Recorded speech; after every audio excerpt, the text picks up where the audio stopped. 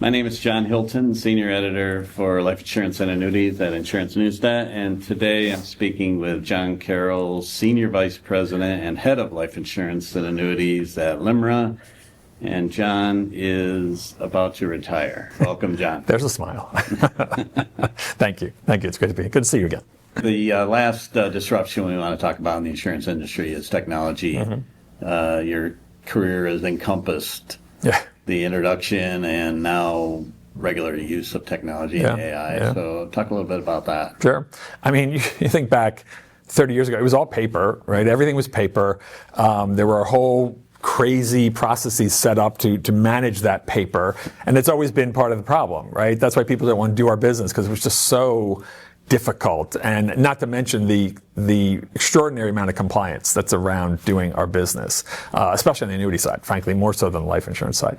So you go back to that, and then there were efforts to change it, right? The industry started to do things, and some fintechs came out, 20, 25 years ago. They started on the annuity side, but it never got scale, right? It never got standard. You never had that, right? So it kind of stayed the same for a long time. The annuity business didn't grow.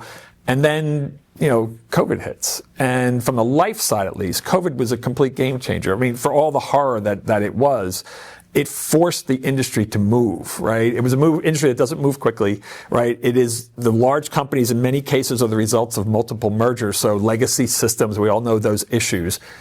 Nobody ever changes them. They just make them talk to each other, right? But that's really clunky.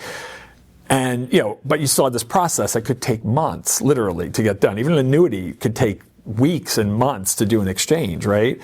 So then you come to COVID, where, nobody's in the office anymore. You had to get things done, and it forced automation, and it forced acceleration in these processes.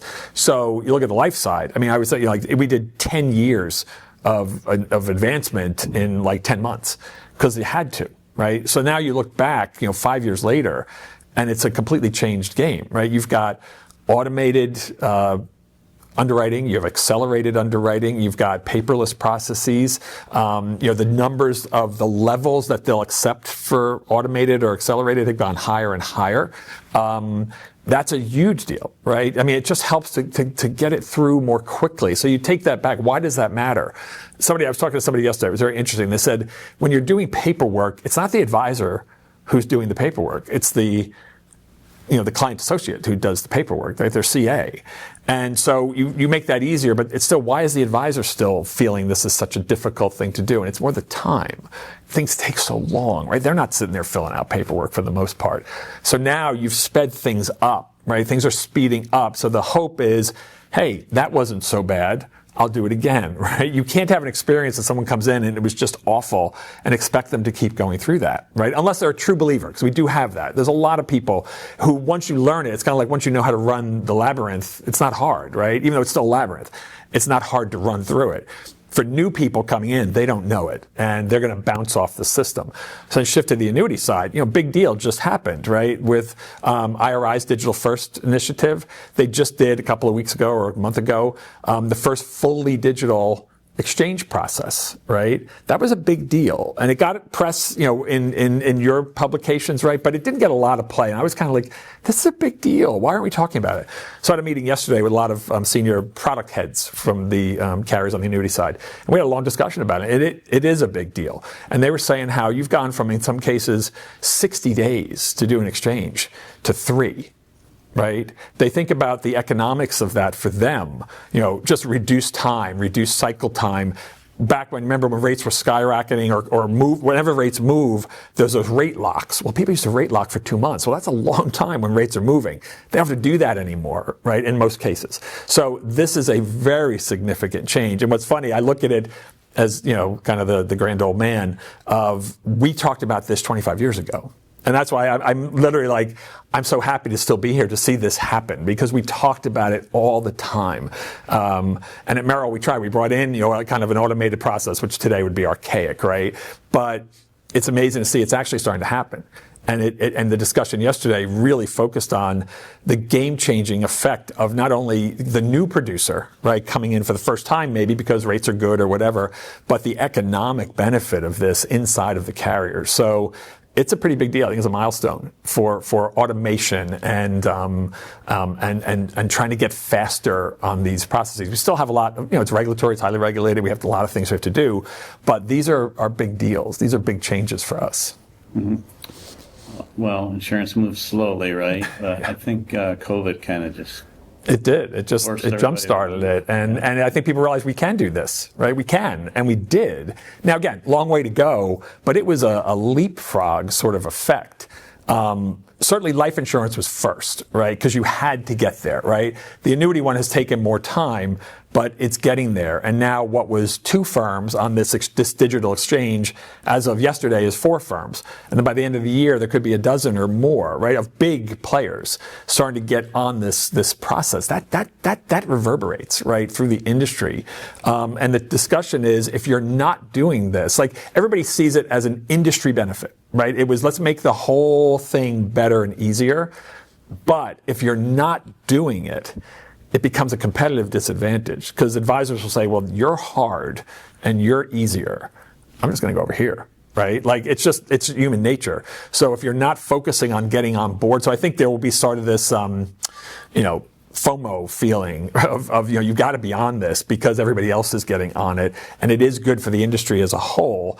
But what's funny is what started out as a pure industry benefit for everyone, in the short run, while people are getting on it or others aren't getting there quite yet, it could differentiate in sometimes people's decisions.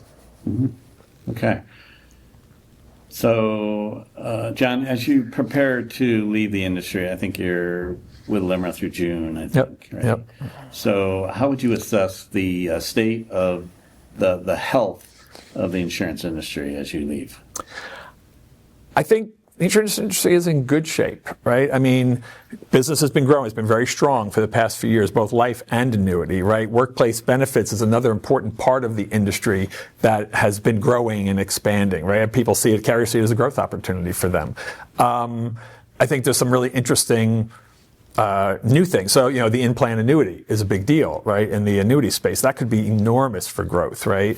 The CDA, right? The attaching of benefits to asset management portfolios. That's something, again, we talked about 20 years ago when I was at Merrill Lynch, and it's finally happening. We're seeing it happen, right?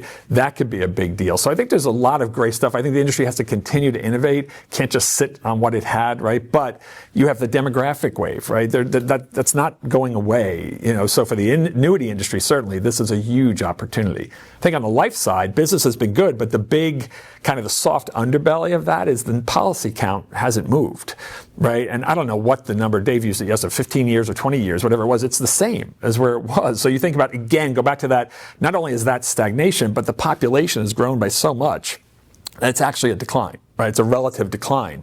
So I think that's the biggest challenge for the industry, is how do you profitably grow your middle market business, right? We've taken good care of the high net worth and the ultra high net worth, and that's where a lot of the money is, right? The big deals are there.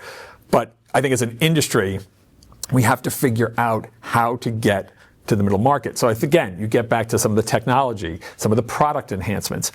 IUL, go back to where we started, right? Some firms are seeing tremendous success with simpler product, lower face value, streamlined processing. Well, they're seeing real growth, and they're seeing growth in the middle markets, right? Which I think a lot of people thought, well, IUL will never appeal to middle market, but it does if it's simple and easy and more or less expensive. So that's a great opportunity, right? You're seeing that, AI will be a big help there, from servicing and just processing to reduce the costs, that then you can do lower face value and you can go out to these spaces. But there are firms, don't get me wrong, there are firms who are doing a phenomenal job and who have strategically decided we are going to focus on the middle market. So I think the message has gotten through that as an industry, we aren't doing as good a job as we should be in protecting lives, right?